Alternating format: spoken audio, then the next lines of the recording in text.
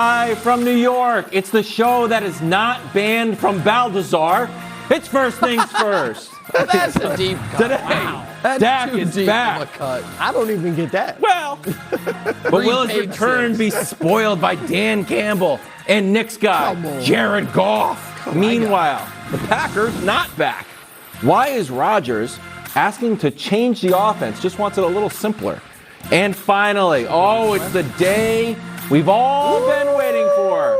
We call it Clippers Day around the office. It's the day where we make our predictions. Alongside Nick Wright, I'm Kevin Wild. Brew, you want to give us a little sneak teaser of where you got the Clippers? The Clippers are going to be nice. Redemption year for John Wall. That's all I'm saying. John Wall? John Wall. We're leaning on John. Well, Kawhi goes without saying. But John Wall is back. I think John Wall has played more recently than Kawhi. We're going to have to check, but I think that might be true. Checking? You actually might be right. Not true. We start with, oh my goodness, the sad Broncos ballad of Russell Wilson. Brew, I'm trying to be a good teammate. No, you're not. Russ throws for 15 yards in the second half and overtime. Finish the statement. And after the game, in a legit sad turn, he abandoned Let's Ride. He did? Take a listen. Oh, I didn't know. He didn't abandon, just, Tonight was unfortunate. We should have won that game, we felt like. And we got to keep going. Thank you very much. Thank you, guys. Yep. Thanks. Hold on. I think he was saying it on the way back into the door. I know this is Brew's moment because that's Brew's team and Brew's guy. And I try to be the most prepared person on sports television. I had not seen that clip. I can't. You thought he said, "Let's ride"? I assumed he Has hummed he done it that in his every sleep. press conference? Yes. He's done it in every appearance. But go ahead. All right, First of all, my team, jarring. my pick was Buffalo. I have, Josh Allen for MVP. Okay. So let's start there. Okay. Secondly, I got to admit, guys, during the first quarter, when he led them to two scoring drive, oh my gosh, I got the sunglasses. I put them in the backpack just in case I was going to wear them in this very segment. But no, that was short-lived, of course. Done. You said, am I done with the Broncos? I don't know. Is Tampa Bay done with Tom Brady? Here we go.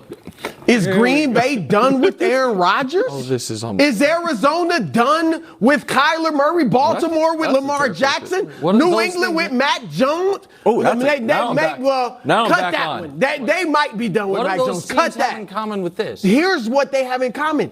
All of these quarterbacks are off to sluggish starts. None as bad as Russ, I'll give you that. But they're all off to bad starts for many reasons. Lost their best receiver, new system, injuries, banged up. Made the worst trade. Russ happens to have all three. Tim Patrick not playing. He's their best receiver. Banged up. Tim Patrick is better than Jerry Jeudy. Tim Patrick's the best receiver in the Broncos. Jerry Jeudy is not impressing me as much as I thought As he would. you thought he would? Okay. Oh, yeah. Because But one of his top receivers gone banged up. I'm not going to harp on it because I know you guys, you like when guys play banged up. Like you get sensitive about that with Baker last year. But injury, throwing shoulder, hamstring last night. It felt okay. When he was 10 for 10, it was okay. A new system with a rookie coach who's having his own struggles. All right, and here's the kicker. I can't believe No, here's the kicker. The AFC. Kicker's the best Because Russ player. looks bad. I'll give you that. But the AFC is full of teams that I would say are fair to middling.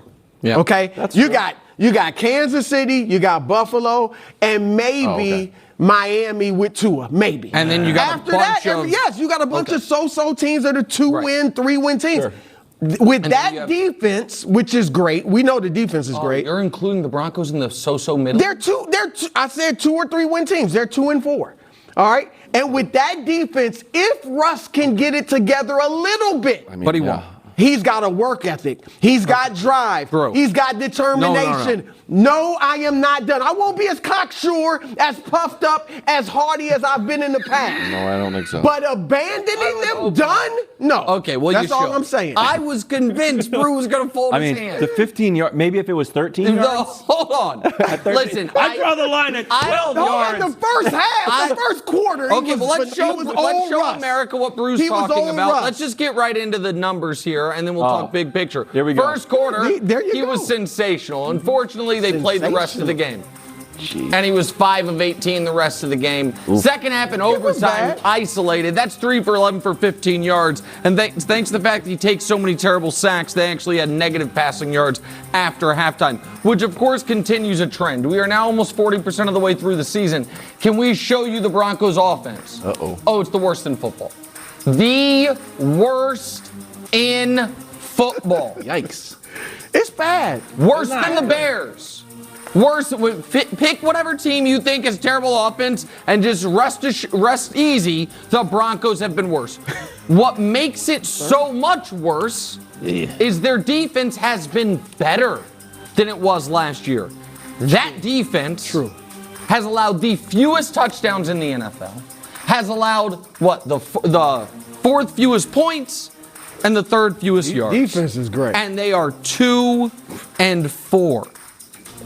And now we must come to a number of realizations. The first one, that you both owe me an apology that I still have not gotten for questioning something I care very deeply about. My take integrity from before the season when I told you Russ wasn't good anymore, and I told you the Broncos were going to finish below 500, and you both said, Nick, that's projection, because you're afraid of him now, and you're afraid he's going to come for the Chiefs. Say that. So, you both owe me an apology. I'm not off, though. Okay, hold on. I'm looking. Can you acknowledge? I'm close, Can you acknowledge but I'm not off. that my preseason opinions, maybe at this point, were not driven by fear, but driven by analysis, and that I was correct? That's the first point. Opinion. The second thing people must acknowledge is Russell Wilson currently owns a number of things. A beautiful home in Denver, the most expensive in the history of the city, a Super Bowl ring, and the worst contract in major American professional sports. That is undeniable. Russell Westbrook's contract is expiring. John Wall's contract's over. It is the worst contract in all of major American professional sports. And lastly, Wilds, this one is not yet written in stone, but we are getting our masonry ready in case it needs to be. This is shaping up to be one of the worst trades in modern NFL history. Not ready yet. You're not ready yet. No, not yet. What's it going to take? We got a ton of season. What's it going to take?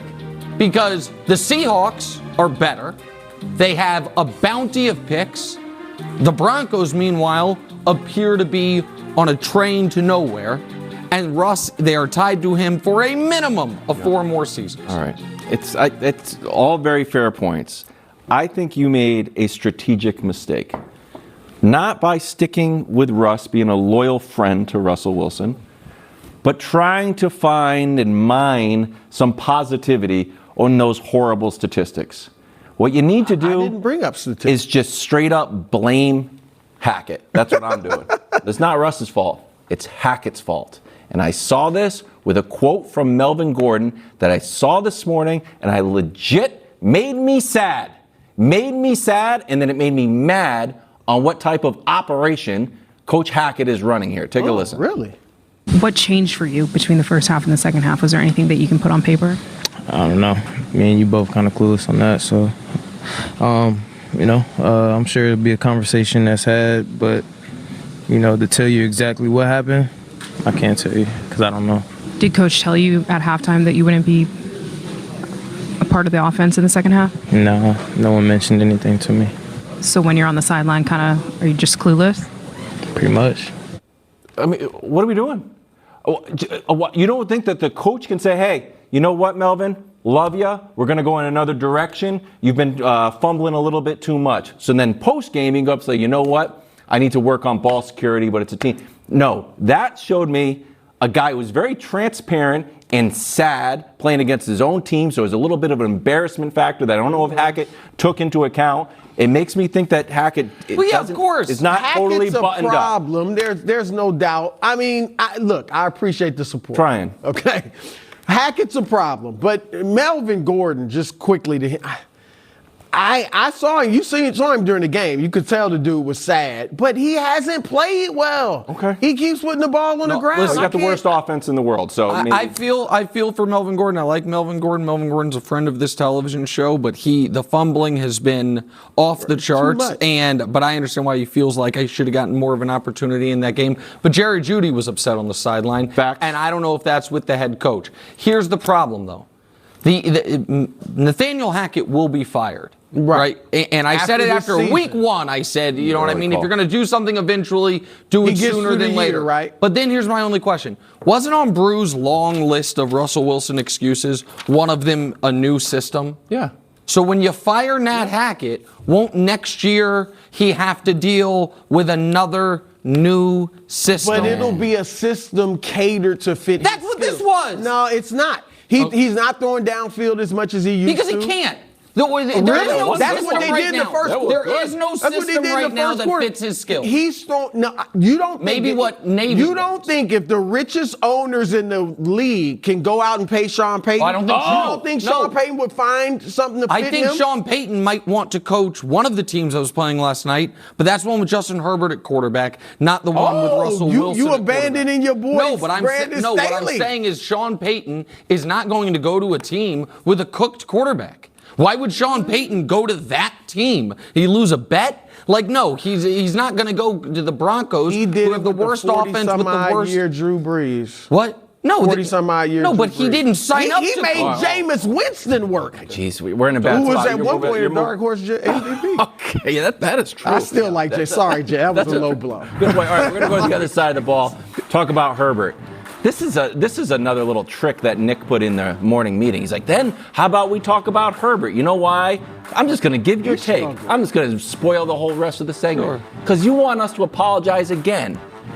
No. Yes, you do. Yes, you do. No. Because we said Herbert was going to be awesome too and scare the Chiefs, and it doesn't seem like that. Well, listen, they got the same record. Obviously, really. Lost by 3. Drew, do you think the Chargers are a good team? No. No, they're in that fair to Midland group. Yeah, exactly. And the Chiefs are not. And so, listen, I picked the Chargers to go to the AFC Championship game. So they have been, to me, ruined by injury. I think Staley has gotten afraid to be his true self. Agreed. Yesterday, I thought the criticism of him going on fourth downs was really unfair. The guy's kicker was on one leg. He couldn't even practice kicks. I thought one of those fourth down attempts late in the game was because he had an injured kicker. I didn't think the commentary was fair to him. The injuries have really, really hurt the Chargers. But here's the other thing that's hurt the Chargers. And we didn't build it, my apologies. But if we put up Justin Herbert's per game numbers, rookie year, year 2, year 3, you can't tell the difference. Justin Herbert, one of the reasons some of us have such great regard for him was what he did as a rookie. Right. We were like, what that's going to turn into. I still think he's going to be awesome, Brew. Right. But he's been on a flat trajectory instead of an upward trajectory, and I think Staley's got to own some of that. Yeah, I agree. Staley, I agree. He does seem like hesitant to be himself. Yes. I'm not worried about their offense, even though, Denver's a great defense, but the offense didn't look great last night. But when Keenan Allen gets back, which may be next week, right? And Mike Williams, who I think they need to throw it to more, that dude is great. With Herbert, I think they'll be fine offensively. The defense hasn't been as good as advertised. I mean, last year was terrible. They benched J.C. Jackson. Right, and they're 26th in the league in points allowed. Yeah. They gave up, 38 to the Prince that was promised? Well, listen, that's hard. Really? 57 throws, 0 touchdowns for Herbert. First 57 throws and 225 yards. Offense. Like it's Dinkin and Duncan. Let him throw downfield. The J.C. Jackson thing, weird. Well, stop signing Patriot corners, guys. Belichick, the one thing he can still do is coach up corners. Do a lot of things.